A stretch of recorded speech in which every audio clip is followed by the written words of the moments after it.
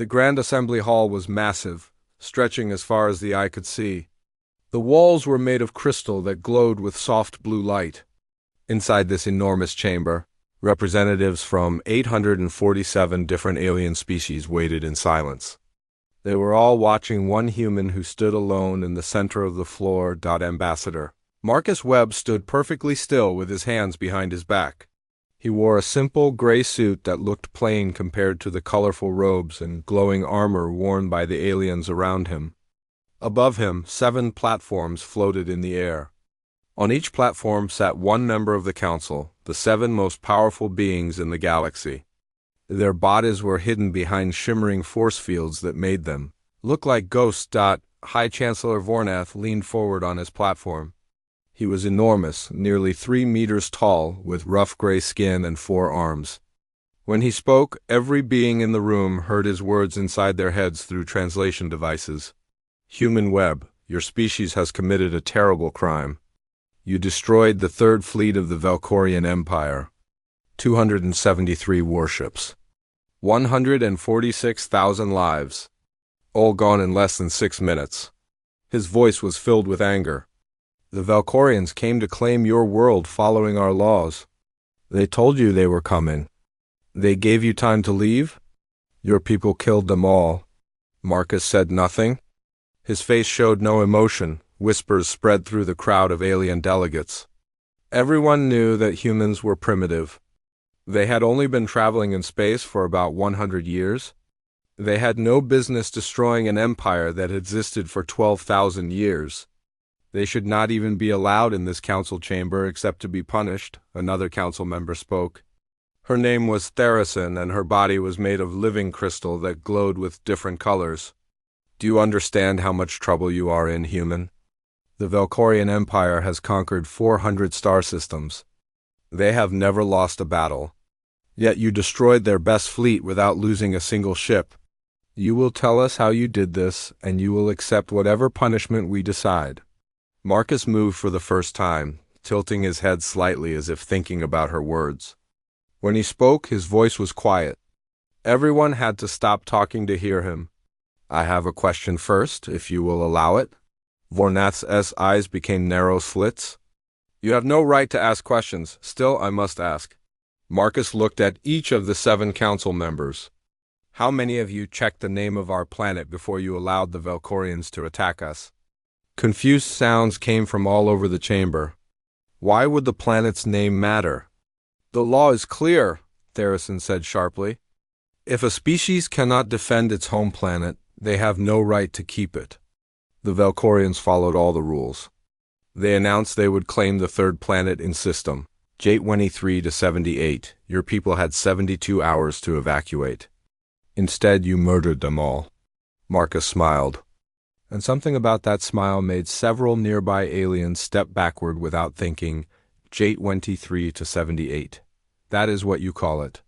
He began walking slowly in a circle, his footsteps echoing in the quiet hall. But that is not our name for it. We call it Earth, and if any of you had looked in your old databases, your restricted files, you would have found something very interesting. He stopped walking and turned to face the council directly. You would have found a warning. It was placed there 37,000 years ago by the predecessor civilization before they disappeared from the galaxy. The warning said, in every language known at that time, the world they call Earth is forbidden. The species that lives there must not be disturbed. Under any circumstances, anyone who breaks this rule will be completely destroyed. The chamber exploded with noise. Delegates shouted in 100 different languages. The council members turned on their privacy fields and clearly began talking to each other urgently. Vornath hit his crystal staff against the floor. The sound was like thunder and everyone became silent. You are lying. The predecessor records are broken and incomplete. We know of no such warning. Of course you do not, Marcus replied, still speaking quietly. Because your civilizations came after the predecessors were gone. You inherited their technology, their space stations, their knowledge, but you lost their wisdom. You forgot why certain places were marked as forbidden. He pointed to the massive holographic display that floated in the center of the chamber. May I show you evidence, or will you condemn us without a fair trial? I thought this council believed in justice. It was a perfect trap. If they said no, they admitted they were corrupt. If they said yes, they gave him control. Theresen crystal body pulsed with frustration. Speak quickly, human, and know that if you lie, we will destroy your entire planet. Marcus touched a small chip in. His hand and the holographic display came. A live dot. It showed the Valkorian fleet approaching Earth. 273 huge warships, each one big enough to destroy a continent. They moved in perfect formation, broadcasting their message on all frequencies. Primitive species of planet J23 to 78, we claim your world under the rights of expansion. Leave your planet within 72 hours or we will kill you all. This is the law. This is how it has always been. The image changed to show Earth's response. A single transmission, just 2 words spoken in the Valkorian language with a heavy accent. Come closer. Laughter came from some parts of the assembly. The humans were so arrogant, inviting their own death, but then the Valkorian fleet crossed an invisible line in space. Exactly 200,000 kilometers from Earth's surface. And everything changed. First came the stations. Dozens of them appeared out of nowhere, coming out of stealth mode that should have been impossible with human technology. Each station was as big as a small moon, covered with weapons that made the Valkorian ships look like toys. Second came the minefield. Millions of small robotic drones, each one invisible to normal sensors. Each one carrying enough explosive power to destroy a cruiser. Third came something that seemed impossible to believe. Ships began coming out from behind Earth's moon. Not dozens, not hundreds, thousands of them. Each ship had design features from species that had vanished from the galaxy thousands of years ago, but improved and made better. Fleet Admiral Krentok of the Valkorian Empire appeared in the recording. His face showed complete shock. This cannot be. You are a primitive civilization. You should barely have simple spacecraft. Where did you get this technology? Another human voice answered. This time it was a woman on Earth's surface. Her image appeared in a small window on the display. She wore a simple uniform with no medals or decorations, but her eyes looked old and tired. We built it. Over the last 35,000 years, we have been building it, waiting, preparing. The predecessors warned everyone to leave us alone. You should have listened. The recording showed Krentok trying to retreat. It showed his ships turning around, engines burning bright, desperately trying to escape back across that invisible line. It showed them failing. The human fleet did not chase them. The humans did not need to. Their weapons could shoot across incredible distances and their aim was perfect. One by one, the Valkorian ships simply stopped existing, turning into bright flashes of light 5 minutes and 42 seconds after the first shot was fired. The third fleet of the Valkorian Empire was gone. The hologram disappeared.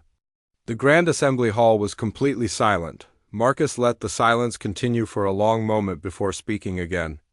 The predecessors did not leave that warning to protect you from us. They left it to protect us from you. They knew what would happen if a species like ours was pushed into a corner and forced to fight against impossible odds. They knew we would do whatever was necessary to survive. And they knew that once we started fighting, we would not stop. He looked up at the 7 council members and his face showed no happiness or pride. Only deep sadness. So now you must choose. You can recognize Earth's right to exist and agree to leave us alone in our part of the galaxy. Or you can try to finish what the Valkorians started. But understand this, we did not show you everything. What you saw was just our automatic defense system. If you push us, if you make us use the weapons we have kept hidden, the weapons the predecessors feared most, there will be no council anymore. There will be no assembly. There will only be silence where your civilizations used to be. The threat hung in the air. Vornath stood up to his full height. His whole body shook with anger or fear or both. This council will take a break to discuss this. Human Web, you will stay in the judgment circle. and pray to whatever gods your species worships that we decide you are worth keeping alive." The 7 council members retreated behind their privacy fields. The assembled delegates began talking frantically, and Marcus Webb stood alone in the center of the judgment circle, waiting to learn if humanity's gamble had worked or if he had just sentenced his entire species to death. The council deliberated for 3 hours. During that time, Marcus Webb did not move from the judgment circle. He did not sit. He did not drink water. He simply stood there, waiting, while 847 species debated whether humanity deserved to exist. Around him, the delegates argued among themselves. Some believed the humans should be destroyed immediately before they became an even greater threat. Others thought the display of force proved that humans were too dangerous to attack.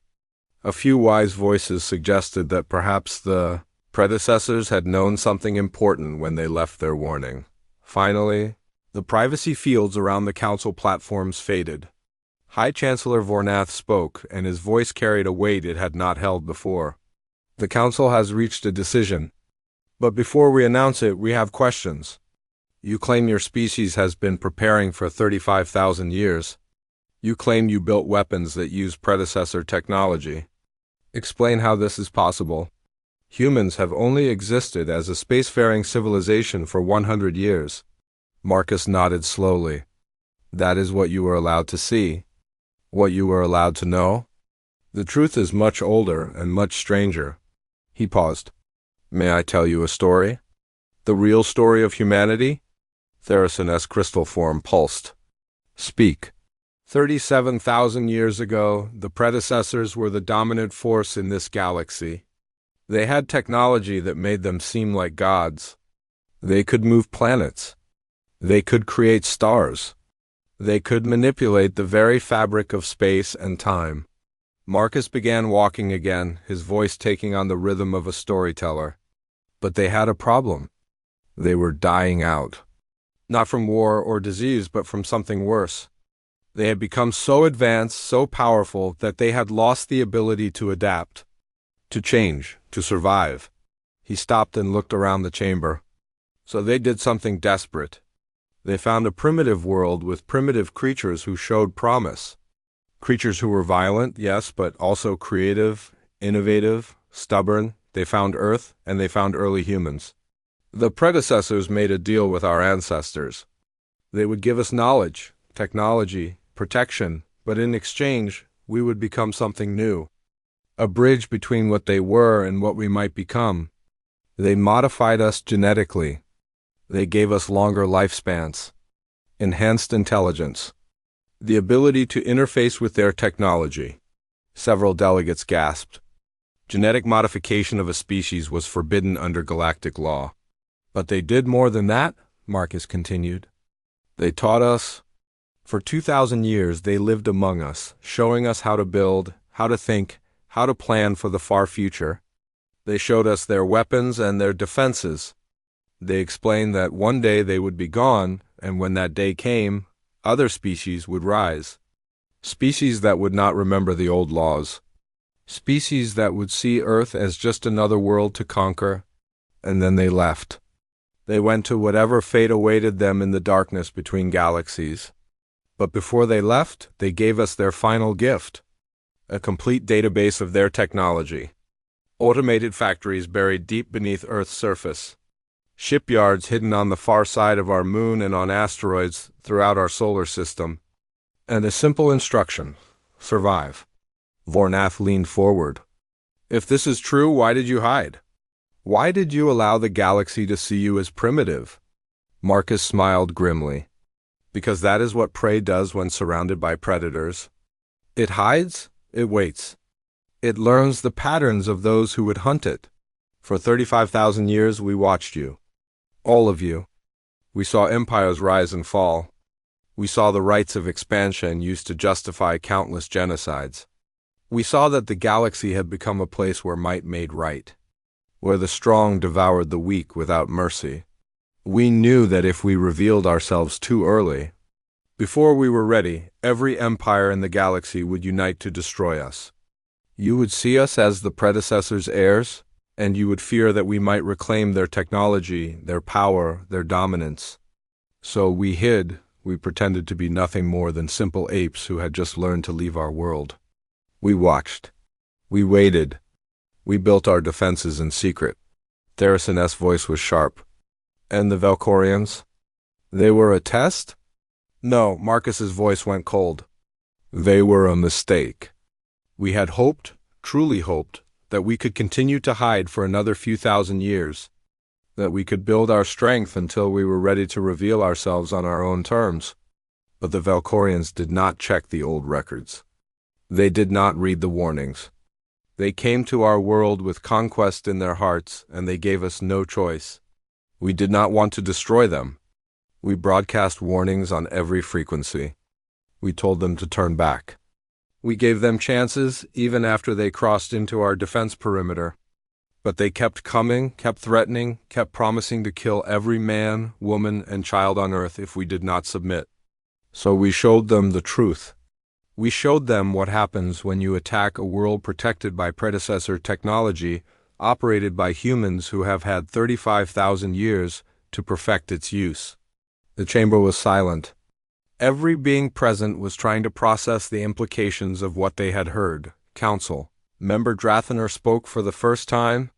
He was ancient even by council standards, his scaled body bearing the scars of 1,000 battles. If what you say is true, human, then you possess weapons that could destroy all of us. Why should we believe you will not use them to conquer the galaxy as the predecessors once did?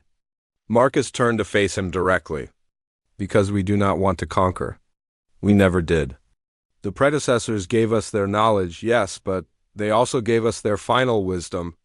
They told us what their greatest mistake had been. They had tried to control everything, to bring order to chaos, to impose their will on the entire galaxy. And in doing so, they had destroyed themselves from within. We learned from their failure. We do not want to rule you. We do not want your worlds or your resources or your submission. We want only one thing, to be left alone, to live our lives on our world in peace, to explore the universe at our own pace in our own way, without fear of being conquered or enslaved or destroyed. He spread his hands. That is why we are here today. That is why I stand in this judgment circle and explain ourselves to you instead of simply destroying anyone who threatens us. Because we still hope, even now, that the galaxy can learn to respect boundaries, that the strong can learn to coexist with others without dominating them, that the rites of expansion can be reformed into something more just. Vornath was quiet for a long moment. Then he spoke, his voice heavy with decision. The Council has heard your testimony. We have reviewed the evidence. We have discussed the implications. He paused, and the entire chamber held its breath. We find that humanity acted in self-defense against an unprovoked invasion. The Valkorians ignored the ancient warnings and paid the price for their ignorance. However, the scale of your response and the revelation of your true capabilities creates a new situation that this council has never faced before. Marcus felt his heart beating faster but kept his face calm. Therefore, the council declares the following. First, Earth is hereby recognized as a sovereign world with full rights under galactic law. The old predecessor warning is reinstated and will be enforced. No empire, no fleet, no individual may approach Earth's solar system without explicit invitation from humanity. Relief began to wash over Marcus. But Vornath was not finished. Second, humanity will provide a full accounting of all predecessor technology in your possession. You will allow council inspectors to verify that you are not building weapons of mass destruction beyond what is necessary for self-defense. Marcus's expression hardened. No, the chamber erupted in shock. No one refused a direct command from the council, no? Vornath's voice was dangerous. You dare refuse this council? I do, Marcus's voice was firm. You have no right to demand such information. We have already shown you more than we wanted to. We will not give you a complete inventory of our defenses. That would be like asking you to give a complete list of all your weaknesses to a potential enemy. We are not your enemy, Therasin insisted. Not today, Marcus agreed. But tomorrow? In 100 years? In 1,000? The predecessors taught us to think in the long term. They taught us that power structures change, that alliances shift, that today's friend can become tomorrow's conqueror. We will not give you the tools to destroy us simply because you ask nicely. The council members conferred quickly behind their privacy fields. When they emerged, Vornath looked frustrated but resigned. Very well. We will not demand a full accounting. But understand this, human. The Council will be watching Earth very closely. If you show any sign of aggression toward other species, if you use your technology to conquer rather than defend, we will unite the entire galaxy against you. Predecessor weapons or not, you cannot fight everyone. Marcus nodded. That is fair. We will make you a promise in return. As long as we are left in peace, we will remain in peace. We will not expand aggressively. We will not attack others. We will defend ourselves when necessary, but we will not become the conquerors you fear. This is our oath, given freely before this council and all assembled witnesses. Then let it be recorded, Vornath declared. Humanity is recognized. Earth is sovereign. And a new age begins for the galaxy. The council members rose from their platforms. The session was ending, but as the delegates began to file out, Marcus knew that the real challenges were only beginning. He had won humanity's right to exist, but he had also revealed enough to make Earth a target for every ambitious species who thought they might succeed where the Valkorians had failed. The judgment was over. The real test of humanity's survival was just beginning. 6 months after the Council's judgment, Marcus Webb sat in a small transport ship heading toward a meeting he been dreading. Next to him sat Commander Rachel Torres, the woman whose voice had answered Fleet Admiral Krentok during the Valkorian attack. She was younger than Marcus, maybe 40 years old, but her eyes held the same ancient weariness. Do you think they will listen? Rachel asked quietly. Marcus stared out the window at the stars rushing past. Some will. Others will try to kill us. That is the nature of power. When someone new enters the game, the old players either adapt or attack. Their ship was approaching Station Kepler, a neutral diplomatic outpost where Marcus had called a meeting of the major powers. Not the full council, but the real players. The ones who controlled the fleets and the economies and the trade routes. The ones who decided which species lived and which died. The Valkorian Empire had sent a representative. Though their empire was now fractured and weak after losing their third fleet, the Krell Dominion would be there, still angry about humanity's defiance. The Margith Collective, a coalition of insectoid species who controlled a quarter of known space. The Frondish Commonwealth, aquatic beings who had remained neutral for 10,000 years. And a dozen others, all coming to decide what to do about the humans. The transport docked at Station Kepler and Marcus stepped into the airlock. The station was old, built by a species that no longer existed, and it showed its age in every flickering light and grinding door. But it was neutral ground, protected by ancient treaties that even the most powerful empires respected. Ambassador Relkin of the Margith Collective was waiting for him in the docking bay. She was massive, nearly 4 meters tall, with 6 arms and compound eyes that saw in spectrums humans could not imagine. But her translator gave her voice a calm, reasonable tone. Ambassador Webb, thank you for coming.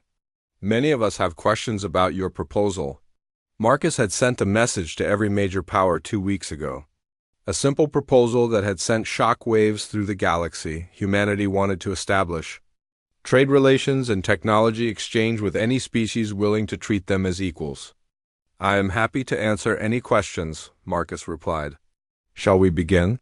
The conference room was circular, with seats arranged so that no one position seemed more important than another. Marcus took his seat with Rachel standing behind him. Around the circle, representatives from 23 different species settled into their places. Relkin spoke first. Your proposal is unusual, Ambassador Webb. You offer to share some of your technology in exchange for trade goods and cultural exchange. But you must understand our concern. You have already demonstrated weapons that far exceed our own capabilities. Why would you need anything from us? Marcus had prepared for this question, because we are not gods. We have predecessor technology, yes, but we do not have everything. The predecessors were brilliant, but they were one species with one way of thinking. You represent 23 different species, 23 different perspectives, 23 different approaches to solving problems. There are things you have developed that we have never considered. He gestured to a Hrondish delegate whose name was approximately unpronounceable in human vocal cords. The Hrondish, for example, have the most advanced water purification systems in the galaxy. Their technology can extract fresh water from nearly any source with perfect efficiency. Earth has abundant water, yes, but many worlds do not. If we could trade for that technology, we could help terraform marginal worlds, make them habitable. He turned to another delegate. The Torvin have biological engineering techniques that surpass even predecessor knowledge in some areas. They can grow living structures that repair themselves, adapt to their environment, even think at a basic level. Imagine what we could create together, combining their biological approach with our mechanical precision. Relkin's compound eyes studied him. And in exchange, what do you offer? Medicine, Marcus said simply. The predecessors gave us medical technology that can cure diseases you consider incurable. They gave us regeneration techniques that can regrow lost limbs. They gave us life extension treatments that can add centuries to a natural lifespan. We are willing to share some of this, carefully and gradually, with species who prove they can be trusted. The room erupted in excited conversation. Medical technology was worth more than entire star systems, but one voice cut through the noise. It belonged to General Vask of the Krell Dominion, the same species as High Chancellor Vornath. His voice was harsh and suspicious. This is a trap. You offer us sweets while hiding poison. You want us to become dependent on your technology so you can control us. Marcus met his gaze calmly. We want trading partners, not subjects. Every agreement we make will include clauses that allow either side to withdraw if they feel the terms are unfair. We will not hold anyone hostage. Words, Vask spat. Easy to say, harder to prove. The Valkorians trusted in laws and protocols, and you murdered them all. Rachel stepped forward before Marcus could respond. Her voice was ice. The Valkorians came to our world with an invasion fleet. They promised to kill every human if we did not evacuate our own planet. They fired the first shot. We finished the fight. If you consider self-defense to be murder, then we have nothing to discuss. Vask rose from his seat, his forearms spread in aggression. You speak with arrogance for a species that should be grateful we allow you to exist? Grateful? Rachel's laugh was sharp. You allow us to exist? General, we showed you a fraction of our defensive capabilities. The automated systems that destroyed. The Valkorian fleet are the least of what we have built. If we wanted conquest, we would not be sitting here offering trade agreements. We would be sitting on the council giving orders. The room went silent. It was a dangerous thing to say, and Marcus wished Rachel had been more diplomatic. But he also understood her anger. Humans had spent 35,000 years hiding, preparing, surviving. Now they were being told to be grateful for the privilege of being left alone. Ambassador Relkin raised one of her 6 hands, calling for calm. Please, we are here to discuss cooperation, not to threaten each other. General Vask, I understand your concerns, but Ambassador Webb has a point. The humans could have responded to the Council's judgment with violence. They chose diplomacy instead. That should count for something. It counts for nothing, Vask replied. They chose diplomacy because they are few and we are many. They know that even with their predecessor weapons, they cannot fight the entire galaxy. This offer of trade is just another survival tactic. Marcus decided to take a risk. He stood and addressed the entire room. General Vask is partially correct.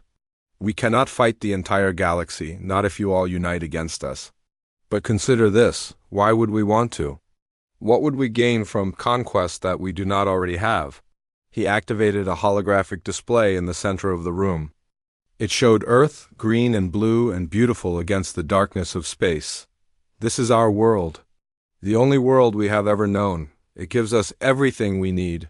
Food, water, shelter, resources. We are not a nomadic species. We do not need to expand across the galaxy to survive. We are not running from a dying star or fleeing from overpopulation. We simply want to exist. The hologram changed to show human cities, farms, oceans teeming with life, but we are curious. We want to learn. We want to explore. We want to meet other species and share ideas and create things that neither of us could create alone. The predecessors gave us technology, yes, but they also gave us wisdom. And their final lesson was this: isolation leads to stagnation, and stagnation leads to death. He let the hologram fade, so we offer you a choice. You can treat us as a threat to be contained or destroyed, and we will retreat back to our solar system and never speak to you again. We will survive, but we will be alone. Or you can treat us as potential partners, and together we can build something new. Something better than the current system, where the strong devour the weak without mercy.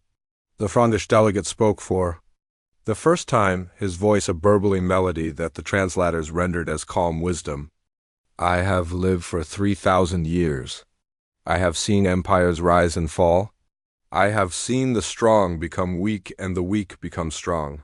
What you describe, Ambassador Webb, is a fundamental change to how the galaxy operates.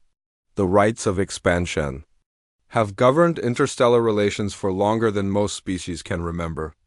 You ask us to abandon that system for something untested. I ask you to improve it, Marcus corrected. Not abandon it entirely. Keep the right to expand into uninhabited systems.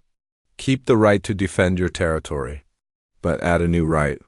The right of sovereign species to exist without fear of conquest. The right to say no to invasion and have that refusal respected. Chaos, General Vask declared. Without the threat of conquest, weak species will have no incentive to grow stronger. They will stagnate. They will become parasites, demanding protection without offering anything in return. Or, Rachel interjected, they will become trading partners who can specialize in what they do best instead of wasting resources on endless military buildup. Not every species needs to be warriors. Some can be farmers, some can be engineers, some can be artists. Together we create something greater than any of us alone. The debate continued for hours. Some delegates supported the human proposal. Others opposed it violently. A few remained carefully neutral, waiting to see which way the power would shift before committing. As the meeting finally ended, and delegates began filing out, Ambassador Relkin approached Marcus privately. You have started something that cannot be stopped, she said quietly. Even if your proposal fails, even if the old powers refuse to change, you have planted a seed. Younger species are listening. They are asking why they should accept the old ways. Change is coming, Ambassador Webb. The only question is whether it will come peacefully or through blood. Marcus nodded tiredly. I know, but we had to try. We spent 35,000 years preparing for war. I would rather spend the next 35,000 years building peace. Relkin's compound eyes studied him. There are species here who will try to destroy you for what you have said today. Not because you are wrong, but because you are right. And if you are right, everything they have built their power on becomes worthless. I know, Marcus said again. We are ready. As he and Rachel returned to their ship, Marcus looked back at Station Kepler one last time. He had come here hoping to build bridges. Instead, he had drawn battle lines. Some species would stand with humanity. Others would stand against them. The real war, he realized, was not going to be fought with predecessor weapons. It was going to be fought with ideas, politics, and the slow grinding work of changing minds. And that was a war humanity had no ancient technology to help them win. 3 months after the Station Kepler meeting, the first assassination attempt came. Marcus was visiting the Torvin homeworld, a lush planet covered in living structures that grew from the ground like enormous plants. He was there to discuss biological technology exchange when a sniper's energy bolt missed his head by centimeters. The Torvin security forces captured the assassin quickly. He was a Krell soldier hired by someone in General Vask's faction. Under interrogation, he revealed that Marcus was not the only target. There were kill orders on every human diplomat working to establish new relationships with alien species. Rachel wanted to pull everyone back to Earth. We cannot protect our people if they are scattered across the galaxy, she argued during an emergency meeting in Earth's command center, deep beneath the surface, but Marcus refused. If we retreat now, we prove Vask right. We prove that we are weak, that we can be intimidated. We need to show strength. Strength? Rachel's voice was sharp. How many of our people have to die before you realize this is not working? Director James Hayes, the head of Earth's security forces, spoke up. She has a point, Marcus. We have already lost 2 diplomats. Ambassador Liu was poisoned on the Margith home station. Envoy Patterson was killed when his ship mysteriously exploded. If this continues, we will run out of qualified people willing to take the risk. Marcus slumped in his chair. The command center around him was a marvel of predecessor technology, with holographic displays showing real-time data from across the galaxy. But all that technology could not protect humans who chose to leave Earth's defensive perimeter. What if we did not protect them? The voice came from the back of the room. A young woman named Dr. Elizabeth Grant stepped forward. She was a geneticist, one of the scientists who had spent her life studying the modifications the predecessors had made to humanity. Explain, Marcus said. The predecessors changed us. They made us smarter, stronger, longer-lived. But they did not make us unkillable. They could have. The technology exists in their databases. Elizabeth pulled up a holographic file. Project Phoenix. A regeneration protocol that goes far beyond healing injuries. It would allow a human to survive almost anything short of complete molecular disintegration. Even if the body was destroyed, as long as a genetic backup existed, the person could be regrown with all memories intact. The room went silent as everyone processed the implications. You want to make our diplomats immortal, Rachel said slowly. Not immortal, but much harder to kill. And if they are killed, we could bring them back. Elizabeth looked around the room. I know how it sounds. I know the ethical concerns. But we are asking people to risk their lives for humanity's future. The least we can do is give them a fighting chance to survive. Marcus thought about it for a long moment. How many people would we need to do this to? Initially, maybe 50. Our core diplomatic team and key scientists who travel off-world. Later, we could expand it if needed. But there is a problem. Elizabeth hesitated. The process is painful. Very painful. It requires completely rewriting a person's genetic code on a cellular level. It would take weeks, and the subject would be conscious for most of it. The predecessors used advanced pain suppression, but it would still be the worst experience of that person's life. I will do it, Marcus said immediately. Marcus, no, Rachel protested. We need you functional, not recovering from genetic modification. We need me alive, Marcus corrected. And if I am asking others to undergo this, I must go first. I will not ask anyone to do something I am not willing to do myself. Over the next 6 weeks, Marcus underwent Project Phoenix. Elizabeth had not exaggerated. The pain was beyond anything he had imagined. There were moments when he begged them to stop, to kill him, to do anything to make it end. But he survived. And when it was done, he was different, faster, stronger. His mind processed information more quickly. Small injuries healed in hours instead of days, and if someone killed him, as long as his genetic backup remained safe on Earth, he could be regrown. It would take time and resources, but it could be done. 40-7 other volunteers went through the same process. Rachel was one of them. Director Hayes, every human diplomat working off-world. They called themselves the Phoenix Corps, and they became humanity's face to the galaxy. The assassination attempts continued, but now they failed more often. When they succeeded, the victims came back, angrier and more determined than before. Word spread through the galaxy that humans could not be killed permanently. It was not entirely true, but the perception was enough. Some species were horrified. Others were intrigued. A few began quietly asking if humanity would share the Phoenix technology. Meanwhile, the political landscape was shifting. The species that had aligned with humanity began forming a loose coalition. They called themselves the Partners, and they drafted a new charter that included the right of sovereign species to exist without conquest. 18 species signed it in the first month. 27 more joined in the second. General Vask and the Old Powers saw this as a direct threat. They began military exercises near partner territories. They imposed trade embargoes. They made speeches about preserving the old ways, about maintaining order and stability, but they did not attack. Not yet, because they still were not sure how much firepower humanity actually possessed. And none of them wanted to be the next Valkorian Empire. Then everything changed. A distress signal reached Earth from a small colony on the edge of known space. The colony belonged to the Nasura, a peaceful species that had been among the first to sign the partner charter. The signal was brief and panicked. Raiders. Hundreds of ships. They are killing everyone. Please help. The signal cut off. Marcus was in a council meeting when the news arrived. He looked around the table at the other human leaders. Do we respond? It is a trap, Director Hayes said immediately. They want us to send ships outside our defensive perimeter where they can be destroyed. Maybe, Rachel agreed.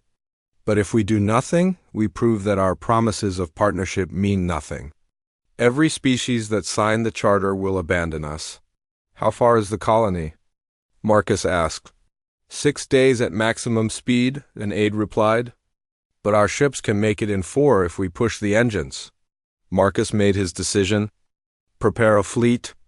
20 ships. Full combat loadout. We leave in 2 hours. The journey to the Nisera colony was tense. Every sensor sweep expected to find an ambush waiting. Every star system they passed through could hide enemy ships. But they encountered nothing until they reached the colony. What they found was devastation. The colony's 3 orbital stations were destroyed. The planet's surface was scarred with impact craters. And in orbit around the planet, nearly 300 ships were systematically destroying what remained. The raiders were from multiple species, a coalition of pirates and mercenaries working together. When they saw the human fleet approaching, they broadcast a message. Humans, you are outnumbered 15-1. Turn back or we will destroy you as we destroyed this pathetic colony. Marcus stood on the bridge of the flagship, looking at the tactical display. 20 human ships against 300 raiders. The numbers did not look good, but then he remembered something. The Valkorian fleet had been 273 ships, and they had lasted less than 6 minutes against Earth's defenses. These ships did not have Earth's defenses, but they had been built using the same principles, the same technology. Each human ship was worth 10 of the raiders, maybe more. Open a channel, Marcus ordered. When the channel opened, he spoke calmly. This is Ambassador Marcus Webb of Earth. You are attacking a colony under our protection. You have 1 chance to leave peacefully.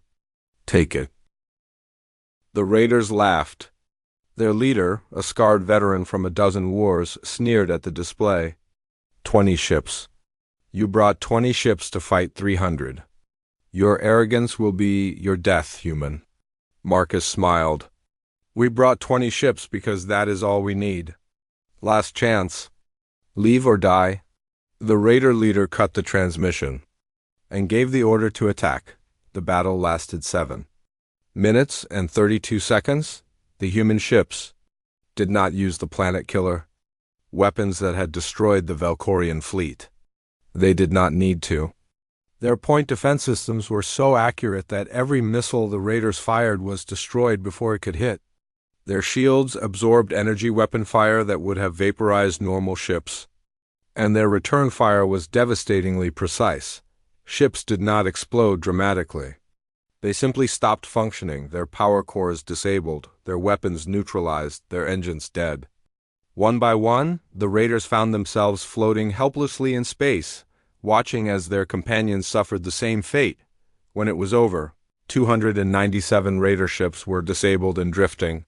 3 had managed to escape into faster-than-light travel before the humans Could stop them. Marcus broadcast on all frequencies.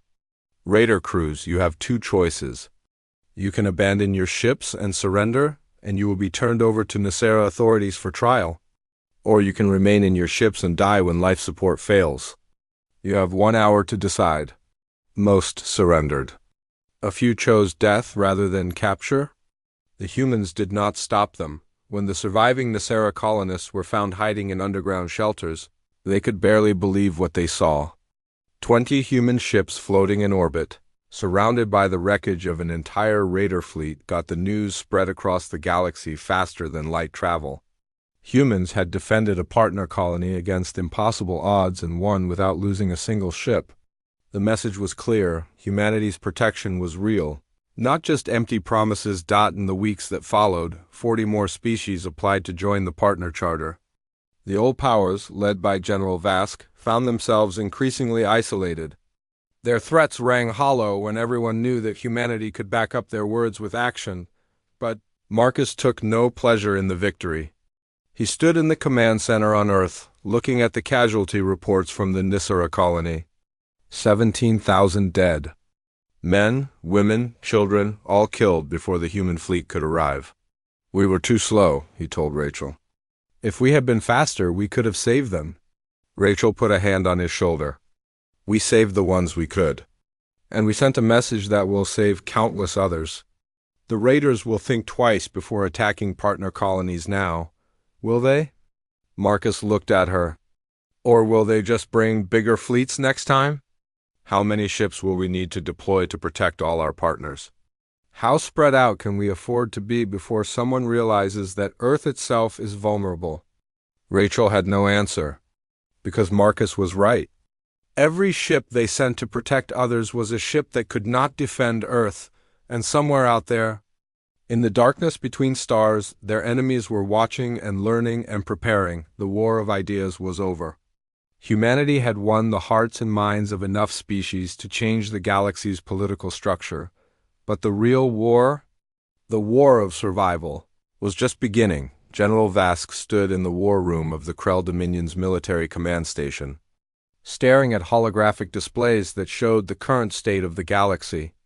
Red markers indicated systems controlled by the old powers, the empires that had ruled for thousands of years using the rights of expansion.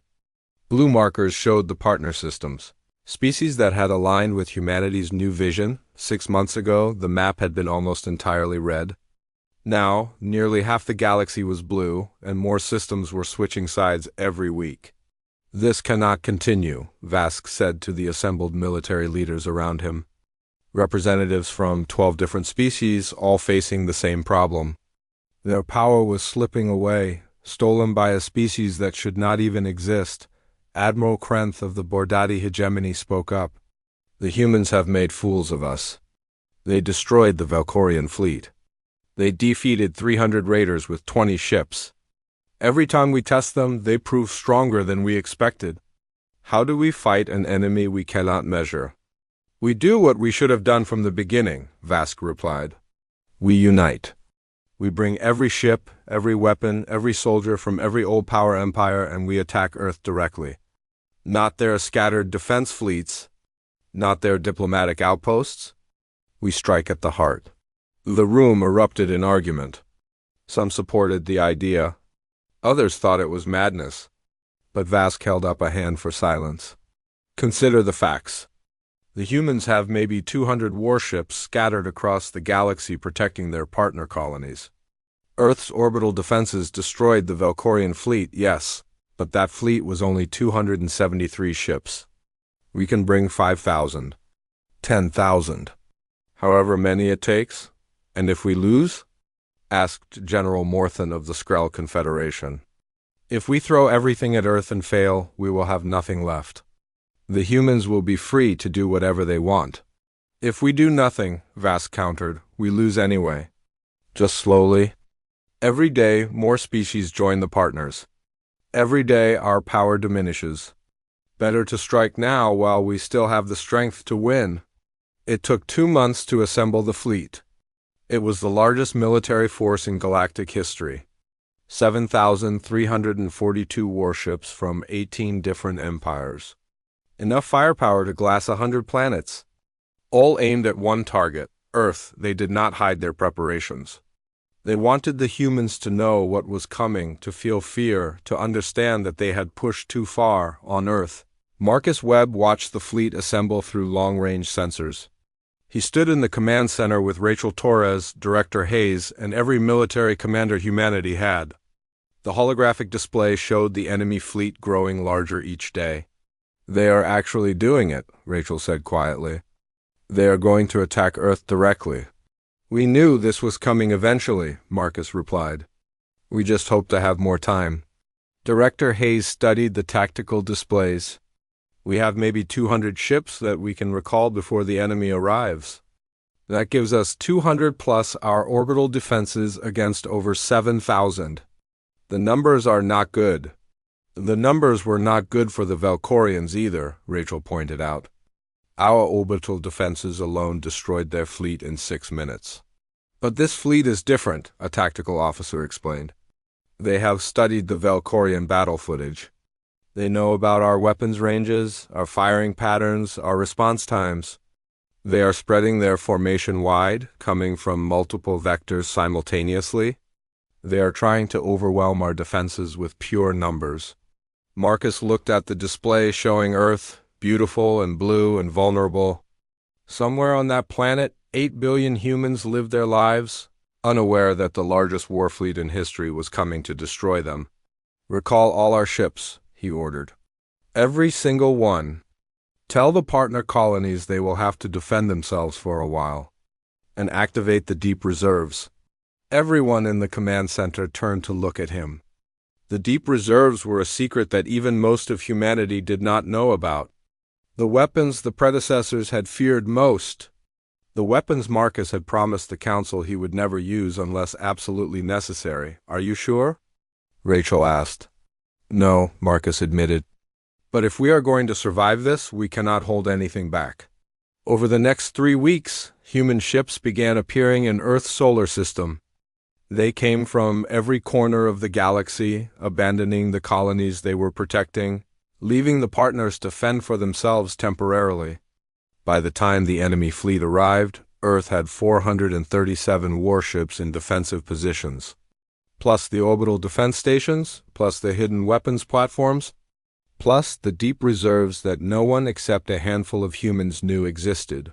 When General Vask's fleet emerged from faster-than-light travel at the edge of Earth's solar system, they found humanity waiting. Vask broadcast on all frequencies.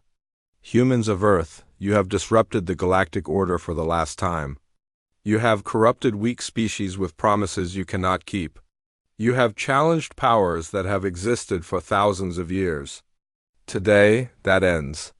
Surrender your predecessor technology, submit to the authority of the Council of Old Powers, and we will allow your species to survive as servants. Refuse, and we will erase you from existence." The response came not from Marcus, but from Director Elizabeth Grant, the scientist who had developed Project Phoenix. She appeared on every ship's viewscreen, her expression calm. "General Vask, you have made a terrible mistake. You see our 400 ships and you think we are desperate. You think your 7,000 ships guarantee victory. But you are forgetting something important.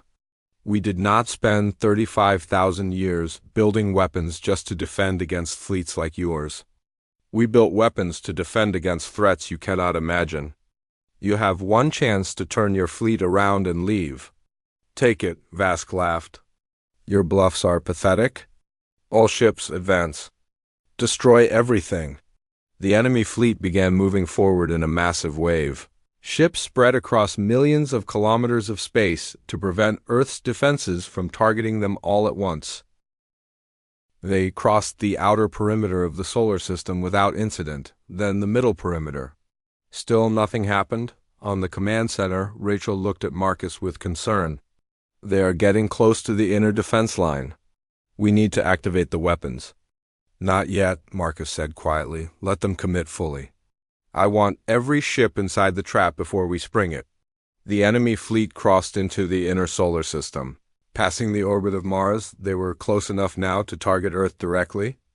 Vass gave the order to prepare for planetary bombardment. And then Marcus spoke one word. Now, the deep reserves activated. They were not ships. They were not orbital stations. They were something the predecessors had built into the fabric of space itself throughout Earth's solar system. Gravity wells that could be turned on and off at will, creating artificial forces that could crush ships or fling them into the sun. Energy fields that could drain the power from entire fleets in seconds. And most terrifying of all, dimensional anchors that prevented faster-than-light travel within their range. The enemy fleet suddenly found itself trapped.